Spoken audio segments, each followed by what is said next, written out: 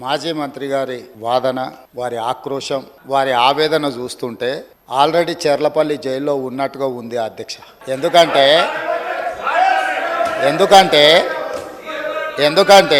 Judicial enquiry order ఇచ్చినప్పుడు judicial enquiry order ఇస్తామని మేము అనలేదు అధ్యక్ష.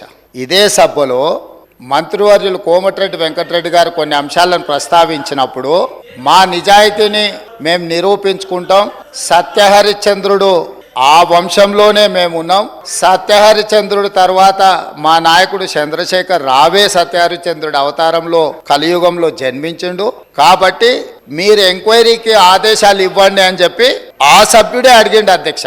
సో వారు నిజాయితీని నిరూపించుకోవడానికి వారు సత్యహరిశ్చంద్రుడి వంశమని తెలంగాణ సమాజానికి అంతా చెప్పుకోవాలని వారు అడిగినప్పుడు వారిని ఎందుకు బాధ పెట్టాలని చెప్పి వారు అడిగితేనే ఇదే సభలో చర్చ జరిగితే తమరి అధ్యక్షతన రాష్ట్ర ప్రభుత్వం ఆమోదించింది.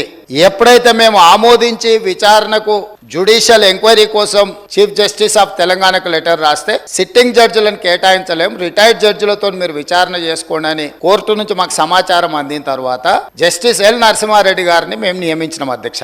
వారు విచారణ క్రొనలాజికల్ గా చేసుకుంటూ సంబంధిత శాఖ మంత్రికి ఆనాటి ముఖ్యమంత్రికి మీరందరూ కూడా మీరు నిజాయితీ పరులు సత్యహరిశ్చంద్రులు అన్నారు కదా, కమిషన్ దగ్గరకు వచ్చి మీ వివరాలు ఇవ్వండి అని అడిగినారు అధ్యక్ష. అంటే ఒక కమిషన్ వేసిన తర్వాత కమిషన్ విచారణ చేసేటప్పుడు కమిషన్ సమన్ చేసినప్పుడు బాధ్యత గల పౌరుడిగా ప్రజాప్రతినిధిగా అక్కడికి వెళ్ళి తమ వాదనను ఇక్కడ ఏదైతే వాదన వినిపించాలనుకున్నారో ఆ విచారణ కమిషన్ ముందర వెళ్ళి వీరు వాదన వినిపించి ఉంటే నిజంగానే వాళ్ళ నిజాయితీ అంతా బయటకు వచ్చి ఉండేది కదా అధ్యక్ష.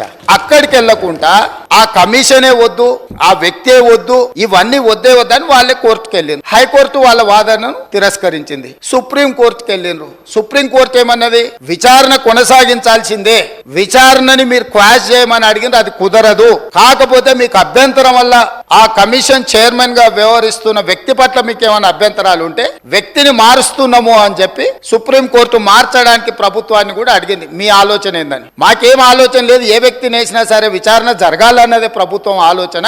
ఖచ్చితంగా మా కోర్టు అడిగితే మేము మంచిది మారుస్తాము అని చెప్పి ఒప్పుకున్నాము. వారు కోరుకుంటున్నారు కాబట్టి ఈ రోజు సాయంత్రానికల్లా ఎవరిని వేయాలో ఆ విచారణ కమిషన్ కు కొత్త చైర్మన్ కూడా ఈ రోజు సాయంత్రం నియమిస్తాం.